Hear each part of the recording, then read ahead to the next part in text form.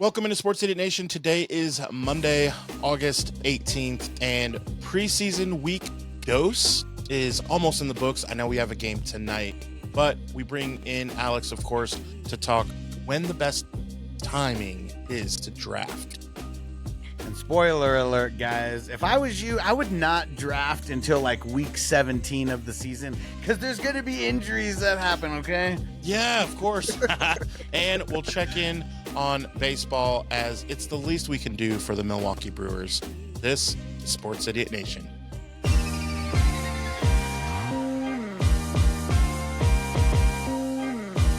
Sports, comedy, pop culture, and everything in between. Welcome back, sinners. This is Season 2 of Sports Idiot Nation. Welcome in. It is the two Marinos coming at you. Sports Idiot Nation comes to you every Monday, Wednesday, and Friday. Be sure to follow us wherever you get your social media. Follow Alex, of course, in the show notes. He is our fantasy football guru, reminding you that if you follow him, you really don't need to follow anybody else. He's got you covered, all things fantasy football. And we started with a joke here. Like I was talking to you before the show that preseason week 2 in the books. I know we got one tonight. We'll talk a little bit about that, but really it's kind of nice that there hasn't been a ton of major injuries where you look at based on your draft that, oh, okay, we talked about the Dolphins situation at running back. Like that's like the only really big thing. The 49ers said that for sure it won't be until week 6. So that helps you if you're drafting Brandon Ayuk. That helps. I mean, there's not much else out there, is there? No, I mean, every single day I do a little training camp, like recap, and I post it on YouTube and stuff. And kind of light as far as like injury news. It's more been about guys getting back to practice this week than the other way around. So that's good. But let's knock on wood like 10 times and just make sure we're not jinxing everything as of right now. Yeah, like tonight, like later tonight, like I don't know who's all going to play. We know we're that not even going to mention any names of anyone getting hurt. No. So we'll see. We've talked about the quarterbacks that have played and haven't played. I want to start with Caleb Williams because the chatter about Caleb Williams was that Ben Johnson was not happy with what he saw, and that the rumors were that because he wasn't a good product to show out there, that's why he didn't play in the first game. And so everyone was nervous. Of course, Chicago's nervous for their offense because they should always be nervous about their offense for the history of mankind, right? And what does Caleb Williams do on his very first drive but throw to his first round draft pick, throw to Cole Kmet, a touchdown pass, march after special teams made a huge blunder. I know it's preseason, but the dude like fumbles the ball on the opening kick, and so now they got to start inside their 10 or 5 yard line, right? So you got to go like 90 yards. It takes them like 4 minutes. I'm like, who is this? A Ben Johnson offense? Like, what is happening? Now, we're not going to crown him. We're not going to Dennis Green. You're going to crown him. We're not doing that. But I got to say, because I'm not a Caleb Williams guy, that first drive, man, he looked comfortable. He really did. Well, I don't know how many starters the Bills are playing in, and that's fair. Secondary, and I mean that's just another thing too. I mean, there's a lot of different scenarios. Like if we go look, and there was like only like 2 or 3 starters playing, that kind of tells a little bit of the story. All Caleb can do is go out there and throw the passes. So, I mean, he did what he's supposed to do. But also, this is another thing where, because wins and losses don't matter. Yes, teams and coordinators are putting their best foot forward, especially the players. Like, they got to put it all out there. Some of these guys might not even make the team. But for the coordinators, it is a little time to practice some things. Maybe, go a little bit deeper in the playbook on certain, even though it might not work, but just to see how things look out there. And I don't think they really did that there with Caleb. I mean, it was all kind of over the middle, just really short intermediate passes. So it was smart. But just for everybody who puts any kind of weight into preseason like positive or negative, like we just got to pump the brakes a little bit.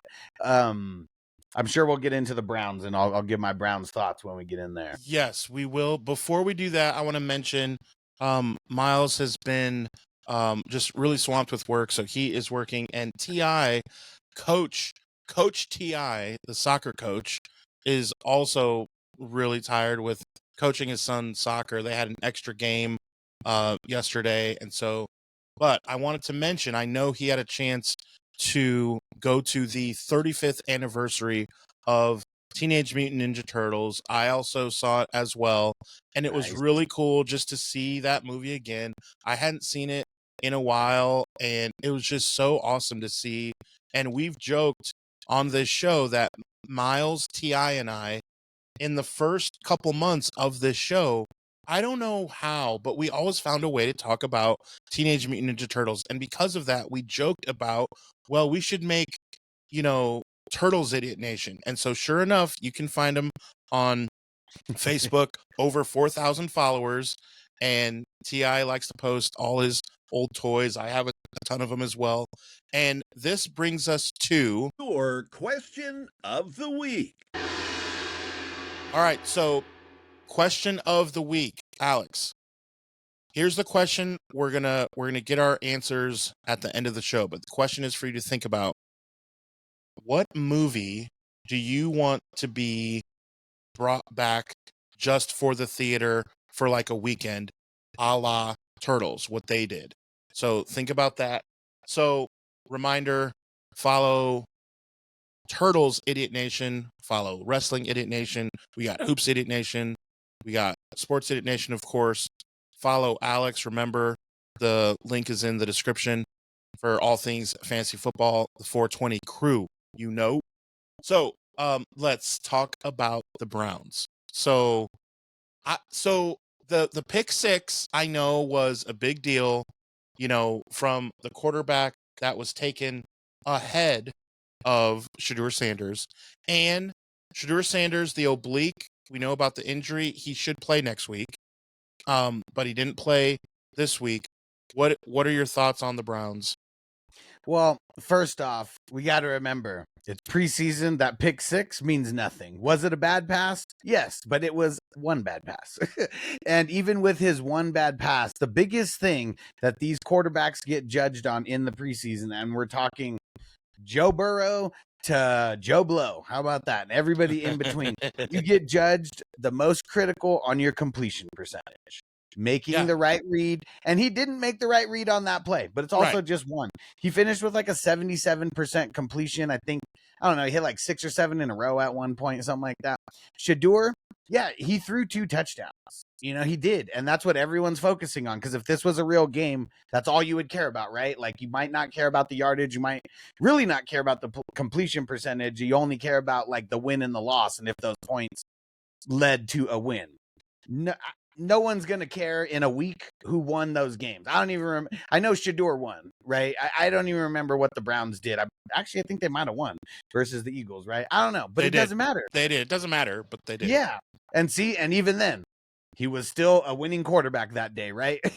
But that's what a lot of the, I guess, I don't know, because it might not even be casual fans, but maybe people who never paid attention this close to preseason until now. It's weird. Like, why does everyone think Shedeur is like their friend or their little brother or something, or they like legit know him? Like, that's literally what this feels like. Like, they're rooting for him like he's a little brother and blindly ignoring how the NFL works. Yeah, that's a good point. So I have friends on Facebook that will post that when something bad happens about Shedeur, they come to his aid like he's their cousin and says, yeah, but see, the narrative is XYZ. And then when he does something good, see, told y'all. and look, I will do that. I'll do that for Brock Purdy. Like, I get it. But do you do it in the do you do it in the preseason? No, and not only that, I don't like Brock Purdy happens to play for my favorite football team that I've grown up watching that team win Super Bowls and who I will always root for. Like, that's different. If Brock Purdy played on the Buffalo Bills, I wouldn't be. And that's the thing. These people on my social media who come to his aid they're not from Colorado. They're not from, like, here's what it is. I think I figured it out. I think they are, because I don't want to say necessarily that it's about race. I don't really want to say that. But when you play at the HSBU, the historical black colleges, Yeah. and nobody was talking about him then. They just weren't. Right. He went there with his dad and his brothers, and okay, they made noise there and went to Colorado. And that first game, I will admit, I was glued. That first game at Colorado, when they tore up, was it TCU, after TCU had gone to the national championship. Yeah. Like, TCU was supposed to be like, oh, wow, well, they're going to be good now. And then they throttled them. Now, TCU that year ended up not being worth anything. But for that week, dude, they were like the talk of like, well, Colorado.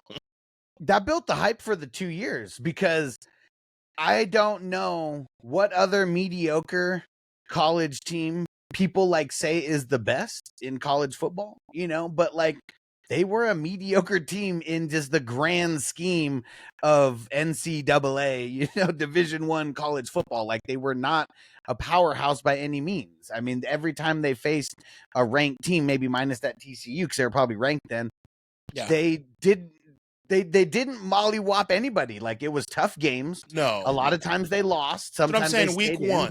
It was all about that week one. We didn't know at the time, but for that week, it was like, okay, Dion really has something going, blah, blah, blah, and then it was like, okay. Now here's a reminder too. Like, Shedeur could have gone to somewhere besides Jackson State. Like, he got offers to go to places, but he wasn't guaranteed a starting quarterback position. He was going to be in a QB competition anywhere he would have went. And all 4 years in college, he did not have one QB competition, not ever. And so, like, that's another thing too. You're talking about someone who's never had to win a QB competition in his life. And now in the NFL, you want to just give him the starting job when he hasn't earned anything. Nepotism. I had something in my throat, need to clear out. What's crazy. It's not even nepotism, because, like, did he get drafted because he was Dion's son? Like, maybe. Like, I don't know. Like, I feel like he was in good college, enough to though. be drafted. No. Yeah, I mean, that's, that's if why there's no dad, competition. I mean, yeah, dad was the they're coach. not. I mean, there's no. Yeah, and but I for guess the NFL, Like, and one last thing before we get off the Sanders hype train, because hopefully this helps the algorithm.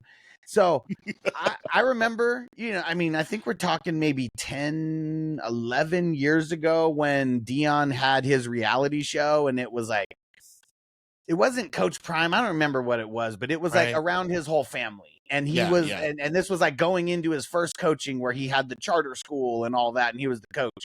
And he's coaching high school, and Shedeur and Shiloh are still like 12, 13 years old.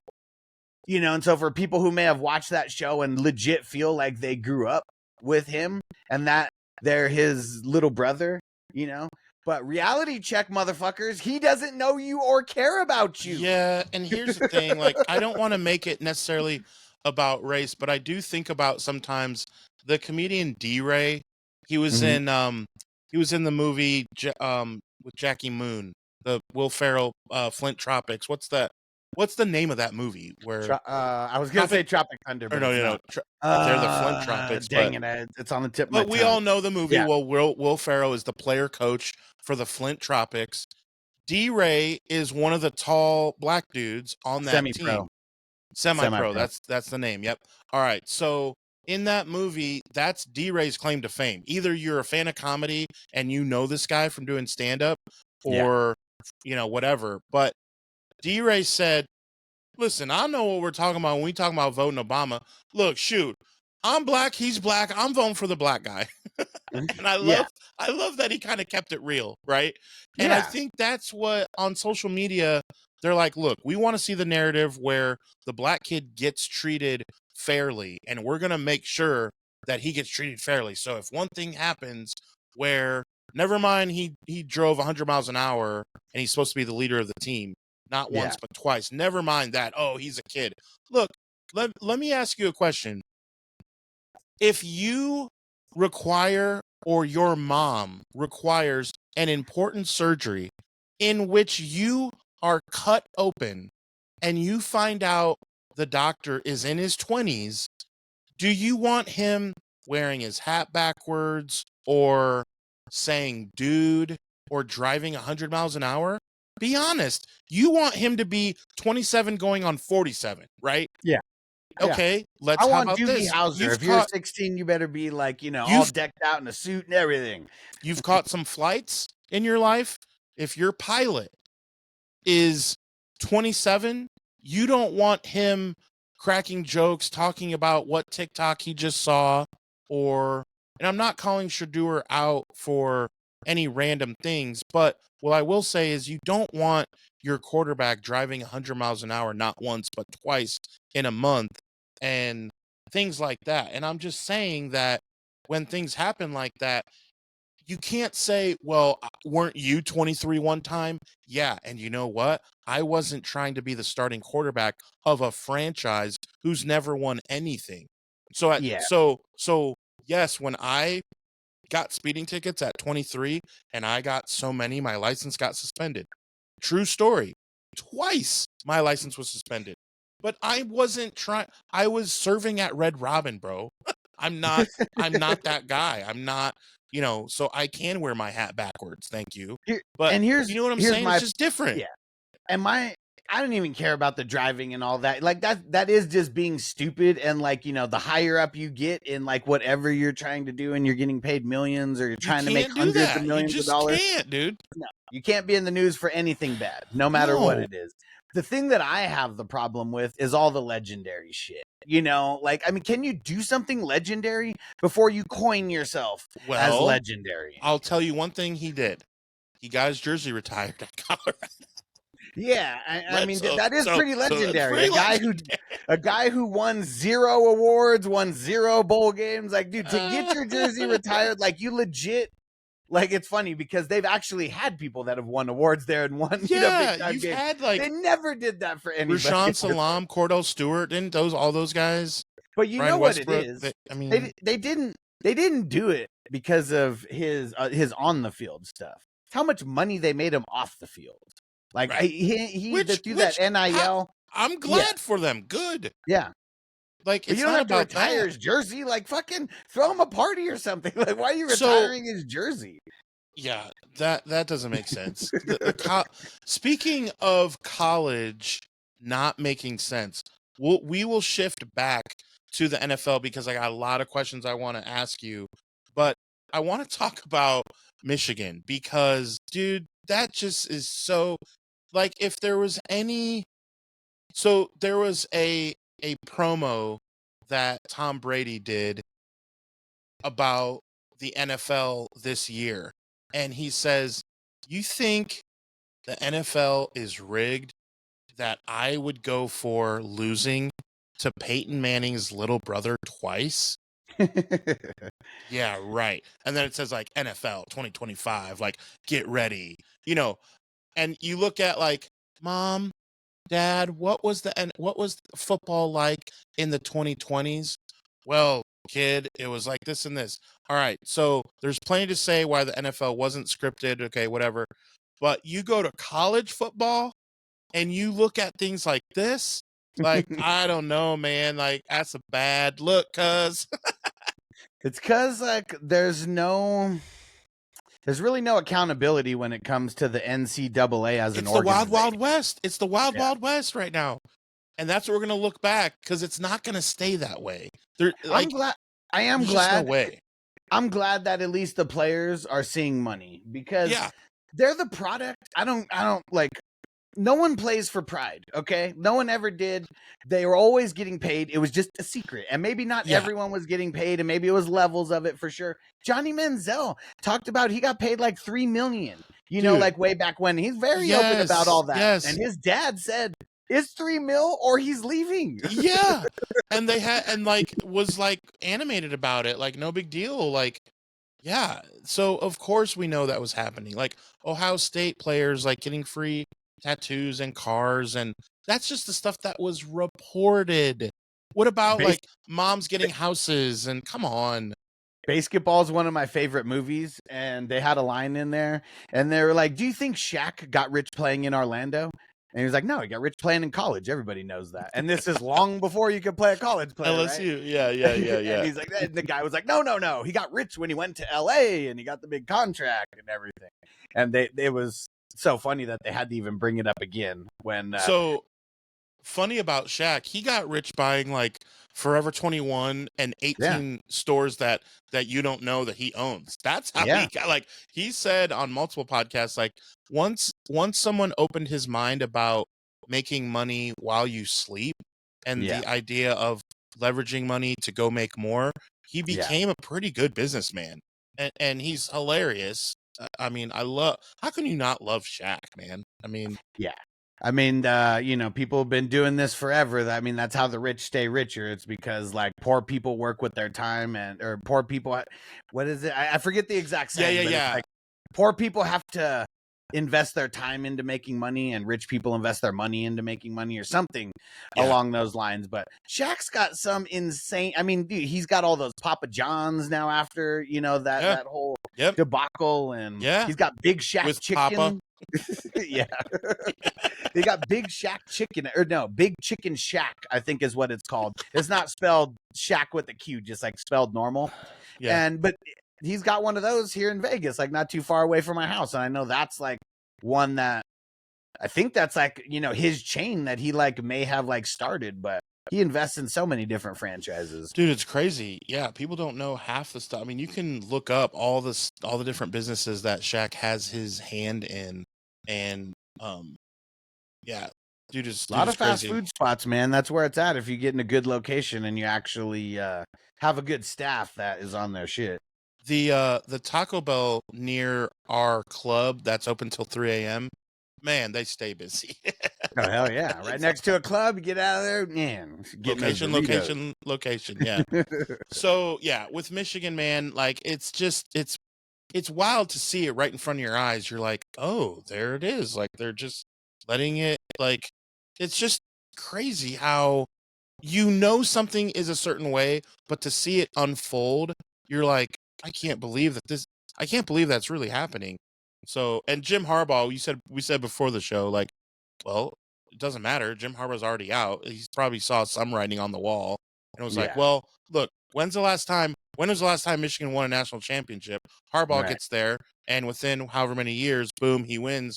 All right, back to the NFL I go. Like, I'll wait for any job I want. Huge turnover. I mean, they lost a bunch of their stars. Oh, that's perfect time. I mean, this is very similar to when, like with Pete Carroll, right? Because I mean, Reggie Bush was the scapegoat back then. I mean, nothing happened to Pete Carroll. Did anything even happen to USC at all? They got sanctioned, I thought, as far as vacating some wins, and then they got not very good anyway, but like they weren't like bowl eligible, but they weren't gonna be like, if you lose 4 games at USC, that's not really a thing anyway. So it's no big deal. It was long before the playoffs. Yeah, exactly.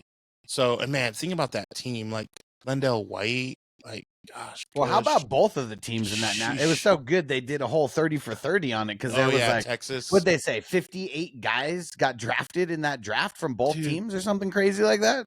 It's insane. And like 10 or 12 something. Half the first round came from those two teams. Yeah, that year. Like, that's ridiculous. Yeah, it was like what Bama and Georgia do now.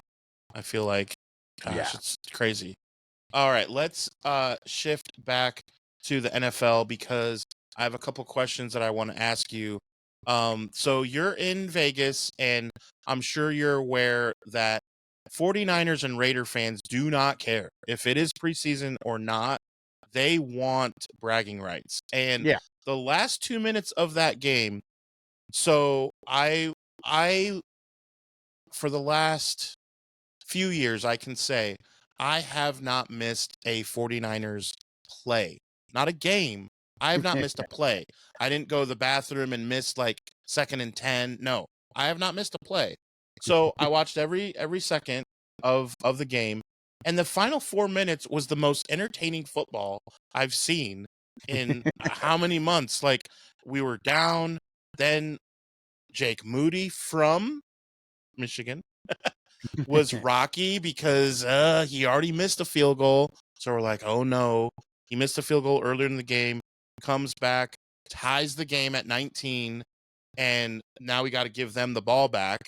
They don't want to tie, so they're Right. trying to force it, which I get. They wouldn't do that in the regular season. I Right. understand that. But look, I don't care, because my guy, who may not make the team, made a play, intercepted the ball. Now we're instantly in field goal range. 59-yarder for Jake Moody. Nothing but the bottom of the cup. Nails it in Vegas. Raider fans are upset. They're like, Yep. Jake Moody sucks, and all of a sudden he's good against us. I loved every second of it. Here's the question I have for you with the Raiders. Always loved Chris Berman whenever he talked about the Oakland Raiders.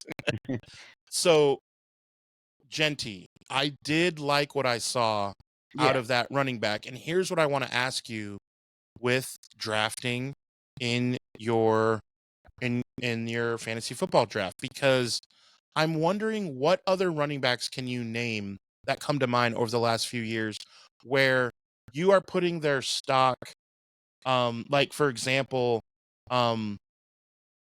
Najee coming out of Alabama. When he went to the Steelers, I thought, oh, this is the perfect thing for them. They want to run the ball, whatever.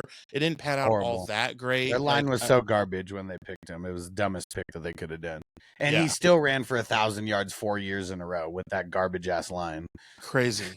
So he didn't get that many touchdowns. I remember I drafted him, and like, he did okay. But anyway, Jeanty, I feel like is one of those dudes that you have to have high on your list as far as running backs. And I know you're high on drafting running backs as a whole because their ability to catch the ball and get touchdowns.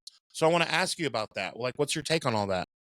Well, it's preseason for one, so But you could still look good. Did you I know, not but see? look at the week. All I'm saying is look at the week before. Everyone was fading him because he wasn't amazing, and then he comes back. He does good. Were the 49ers even playing any starters? I don't think so. Yes. Well, they weren't playing Fred Warner. One of our guys. They're not playing the good extended. starters. Yeah. But look, we Tatum. Let's also be and fair. Let's also be fair. You know, this is the worst 49ers defense they've probably had in the last 20 years. Easily. We'll see how the rookies maybe this do. entire century, this is the worst that their defense is going to look. And that's not an exaggeration because it's like Fred Warner, Nick Bosa, and then a bunch of Before scrappy that, Patrick guys. Willis, and before that was like Patrick Willis and that group, was really Patrick good. Willis So and Navarro you're Bowman, right? Like, dude, gangster. Yeah. So no, you could be right. If the young guys, we drafted early these defensive young guys and linebackers and defensive linemen. I mean, I'm really excited about CJ West from IU. So he played at Indiana where I live, and so I saw a lot of his games, and this dude is a monster, like a faster Vince Warfel, like a guy that can like take on double teams, make plays, that type of thing, and so we'll see on the defense, but I am excited about Michael Williams and Nick Martin. I mean, I'm excited about those guys fast. for fantasy. For fantasy, for sure. Reality, I don't know how good they're going to be like right away. I don't know. Like domination. Like I will say 2 words though. Robert Saleh. Yeah, he's back. So that's a huge difference for sure. You can dial up different blitzes and whatever. But all right, let's get back to the running back thing. What's your take? Here we go with Jeanty. So I like him. So for as hyped as people get on the rookies, I always play devil's advocate because like I feel like people like just because of social media and everything now, like rookies are just more hyped than ever before. Like it doesn't matter. Like we could be talking about a 5th round QB who's the, 5th quarterback on a team, and he's still going to be hyped up. You guys know who I'm talking about? Of course you do. Same thing with all these random wide receivers that are drafted in the 3rd, 4th round. They're so hyped like they're going to make a difference like this year. Jeanty, of course he is going to make a difference this year. Raiders, bad They're going to feed him. They're going to feed him, though. They are. Right? But if you're a bad team with a bad defense and you're always losing, how much can you feed the running back like when you're down?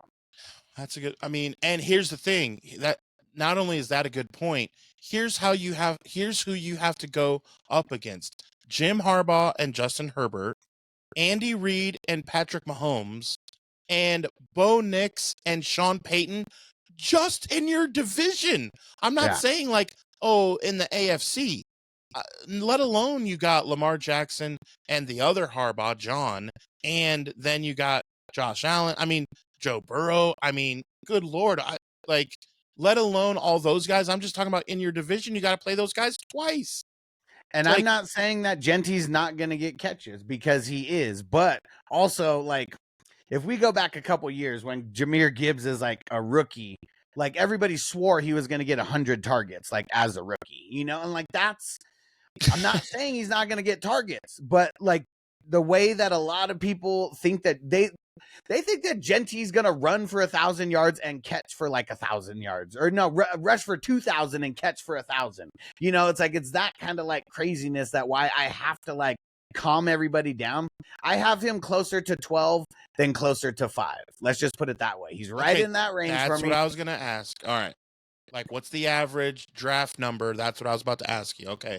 Most people, I would say this year, I bet you see Jeanty drafted over CMC and Derrick Henry. Is it going to be often? Maybe not, but there is going to be people who will draft Jeanty 4th right after Gibbs, Bijan, and No, dude. That's crazy. That's crazy talk. I'm not saying that's not going to happen. What I'm saying is, if you do that, like, how Jeff Foxworthy, like, if you might be a redneck. Well, you might be an idiot if you're drafting. So that's who I'm trying to counterbalance, like those type of people that are like so hyped, because I would still take Josh Jacobs over Jeanty. Like, even though Jonathan Taylor, he's an injury prone guy, I would still take him over Jeanty. So I'd take Bucky over Jeanty, but that's it. Like I said, maybe I'll take 10 guys over him, but he's still there as a back end RB1. But based on my philosophy, I would never be able to get him, because you have to draft him at his ultimate ceiling. And I don't like that. That's just not a good way to play fantasy football and expect to win. So, question. If this is an interesting hypothetical, I like talking these fantasy football hypotheticals with you because you get my brain going.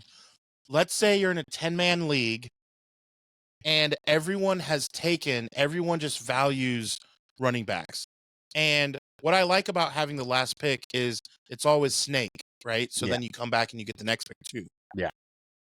Are you taking, if all these guys that you just said are gone, Jacobs, CMC, all these guys that you just mentioned, if they're gone, are you taking Jeanty, or are you saying, I'll get different value later, let me be the guy to get one of the first playmakers as like a wide receiver or something like that? If you're in that situation, I'm curious. Well, first off, you said 10-man league, so this means we're talking about picks 10 and 11. I said I would take 10 running backs over him. So unless the whole first round, even with the first 9. That's what I'm saying. If they all were running backs. Number 10. I would still have number 10, so that's who I would pick. So you would take him over him, and I would pick a wide receiver with my other pick. So if it's a 12-man league, then it's a little different, because whoever's number 10 to me, might not be there if it's 11 running backs that get taken before.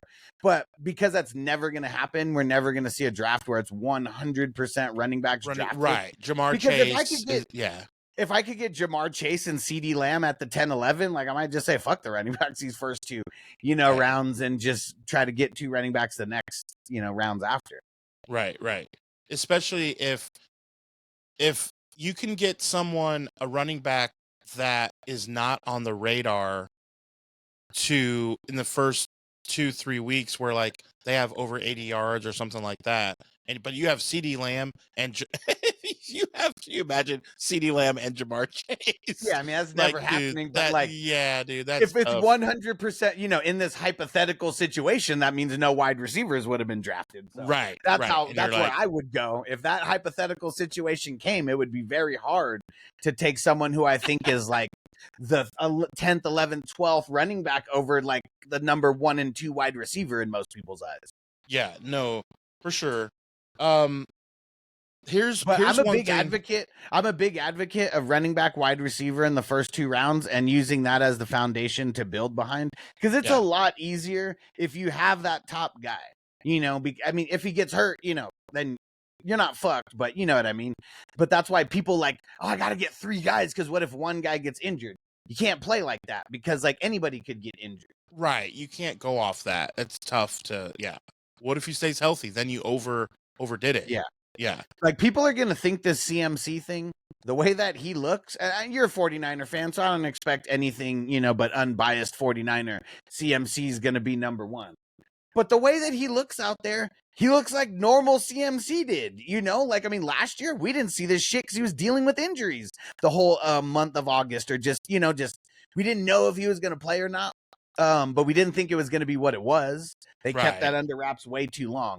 We're seeing video of him like every other day running, cutting like normal CMC. And I'm in all the 49er chats and whatever. I host a podcast. This is the shirt actually from it. And so I know, more than the average fan because that's my team. He's saying that he feels great. He's ready to go. There's no negative talk. And man, this game 2 days ago against the Raiders, our running backs get hurt. Like, I don't know who's going to back him up, to be honest, but he looks good. I mean, yeah, he's going to have to play, 80 downs a week, I guess. I don't know what's going on, but Garendo's still hurt. I mean, our guys are all just hurt. It's stupid.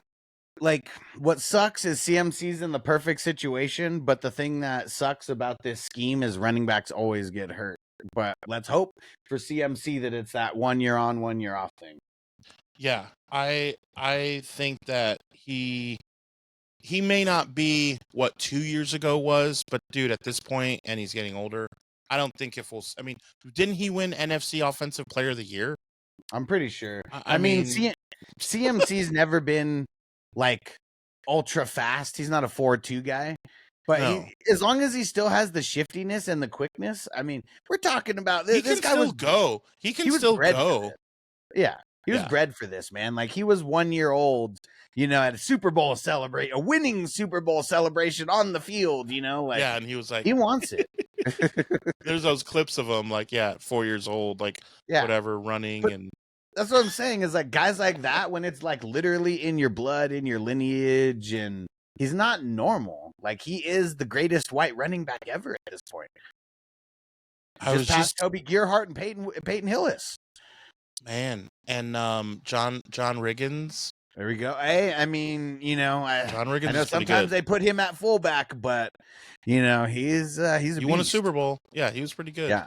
But that's a good call with Toby and Toby and Peyton. Oh, they're white? Are they amazing whites? Yeah.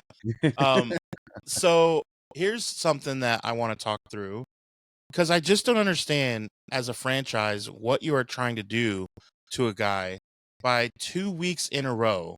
Something that maybe JJ Redick could maybe think is awesome, as it is documented. JJ Redick in a playoff game did not sub out his starters in the second half. LeBron, Luka, those guys, he did not sub them out. In the history of the world, that's never happened. And leave it to JJ Redick. I say that because the team that plays football in the same city have done that 2 weeks in a row with Stetson Bennett. I don't understand what you're I get that Jimmy is suspended, so even if he is healthy, like, and I get like the back thing, the back issue with Stafford, who's 49 years old, I guess. But I just don't understand, like, how do you not bring in a guy in camp? Or, I just don't understand. I've never seen this before. 2 weeks in a row, a quarterback getting all the snaps and getting exposed to, linemen who are not going to make the team. In the fourth quarter, you don't want that guy out there. I just don't understand. Like, have you heard anything else on that? Well, when you don't, again, So weird. I just it's don't the get it. preseason. It's not weird because it's like there's nobody else. Like, I mean, there's nobody else. Like, there's no reason because like it doesn't They're matter the only what they do. team. They're the only NFL team that had a guy 2 weeks in a row have to play the whole game. Yeah. Come on, who does Yeah. that? Yeah, I mean, I'm just saying that is wild. But the Rams are notorious for not playing starters. I mean, that's one thing, and like they're Yeah. notorious for not really. I mean, it's practice. Like that's what the preseason is, right? Like I'm not it's saying to practice. bring in Kaepernick, dude, or like but like the Lions have a quarterback that doesn't need to see the field or whatever. But Bennett's gonna actually like be there as their emergency quarterback, though. Like he's not going anywhere. Okay. And so what happens if in the it's the fourth quarter, 12 minutes left, and the backup to the backup to the backup is his left tackle, and he just gets crushed like Anthony Richardson did. Yeah. And well, now he had all these reps in preseason to get him ready for it. If he didn't, like you're saying, if he didn't have any reps at all, that's what I'm saying. The bad and good. We can't get too positive, too negative because it's serving a purpose. It's practice. Yeah, I just think it's weird. If the guy gets hurt, who's gonna? Well, a running back's gonna come in like Christian McCaffrey had to do with the Eagles when they had no one. Like, what happens? I just don't understand what you're trying to do. It doesn't make sense. That's for sure. But yeah, when you got no one, like, what are you gonna do? Like, I mean, it's there's like literally nothing they can do. And Bennett knows the offense well enough because he's been there for a couple years, and he's literally their emergency quarterback that will never play unless everybody gets hurt. Yeah, it's really, really. And he won't come in like steaming Willie Beeman. I'll tell you that much. No, really, really weird. All right, one of the last stories I want to get to is, we don't talk about baseball a lot, but I got to give at least a shout out because there's not much going on in Milwaukee other than drinking beer. The Milwaukee Brewers just finally lost a baseball game, and I feel like they haven't in like a month. 14 games, whether it's the NBA, whether it's the NFL, whether it's, I don't care what it is. Shoot, playing Madden, winning 14 times in a row. The Milwaukee Brewers won 14 games in a row, so salute to them. How crazy is that? Yeah, that's insane. I mean, I don't know how long that actually stretched. Like was it a whole month? Like maybe it was like 3.5 weeks, something like that. That's an insane amount of winning. If anything over 10 a team in baseball, because you play every day, pretty much. Yeah, and if a team in the NFL wins 14 games in a row, I mean they're Super Bowl. Super That's Bowl. the only thing that they're saying is Super Bowl. Yeah, that's Super Bowl or bust. Like, yeah. Not as big of a percentage of games as 14 is for the NFL. But still, if you could do that and you weren't playing against dog shit teams, like were they playing against the White Sox and the Rockies like at this time? Hey, the Rockies just won last night, so man, I don't know. But no, the Reds are hot, and they're the teams that finally beat them. Okay. So it's coming down the home stretch. There's about 800 games left for baseball, so definitely home stretch because they play 1,900 games a season, I think. So they're getting there. All right. So question of the week, Alex, was we remember that the Teenage Mutant Ninja Turtles movie from 1990 got re-released into theaters. Was a joyous occasion. What movie, sir, would you like to see brought back to the theaters for one weekend? I don't think you guys are ready for this because I'm picking Terminator 2. Dude, the special effects in that feature film. Come on, man. Come on. I mean, that was the first movie of its time, right? Yeah, To for sure. It was All that pretty insane. crazy. Yeah. Dude, man, that's a pretty good. Did you have that right away, or were you thinking about it? No, I literally forgot Because until I you brought gave you it up time. right now. Fair. But All right. even in the beginning, I was thinking like, it can't be it has to be a big time movie, but it also has to be something that will be will seem insanely better, like that big. Yeah, like, I mean, I could pick a comedy or something and that would be but like it's like- awesome. But I'm thinking like visually, what is gonna have me in there like, wow, like, yeah, this is the shit. Yeah. So visually, then, in keeping with that, I'll give you my answer. As you remember, Jessie Spano from Saved by the Bell graduated from her little Saved by the Bell where she's saving the whales and I'm all so that. excited. Yes, and like taking the drugs, and she's such a good kid. She graduated to a movie called Showgirls. I'm not mad at it. How about we bring that to the theater? Is there going to be a rule about only one person per row? I mean, some freaks might be going to, they might get the wrong idea. Look. I say that in complete jest. I would, in thinking about like the Turtles in my childhood and stuff, like, to be honest with you, the 1985 Transformers cartoon movie was, I mean, you got Unicron and Ultra Magnus and Optimus Prime dies and like all that. Dude, that movie, I mean, it's an hour and a half, it's like a regular movie. Yeah. And I remember seeing that as a kid, but dude, to see that on the big screen, that would be pretty intense for me. I'm just a huge Transformers guy, and that would be pretty sweet. But that would be really cool. What's funny about Jessie Spano? So her and Kelly Kapowski, both of them, they graduated early. Like, if you guys remember, there was like two versions of that, like, last season. Well, the last high school season where they had the whole regular cast, but then like there was a part where you don't see Kelly or Jessie anymore. It's Tori who comes in. And it was because they renegotiated that last season, like halfway through, to like add on like more episodes. And Jessie and Kelly, we'll just use their stage names. Yeah. They were over it. They said, we're done with Bayside. We're done with TV. We're both going into the movies. And Jessie did Showgirls. She was leading, pretty much leading role in Elizabeth that. Berkley. Yes. And then Kelly, she goes to Melrose Place. Huh?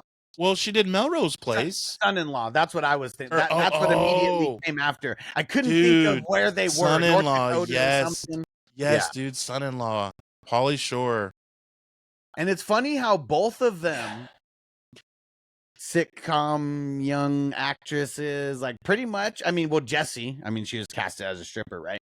But even Kelly, she was in there as like the naughty friend, and like ends up pretty much being the stripper at a bachelor party, and like, you couldn't just stay wholesome at Bayside High, could you? Like, these girls just had to grow up a little too fast. Yep, can't do it. Or, man, Saturday mornings, that was my jam, was definitely Saved by the Bell.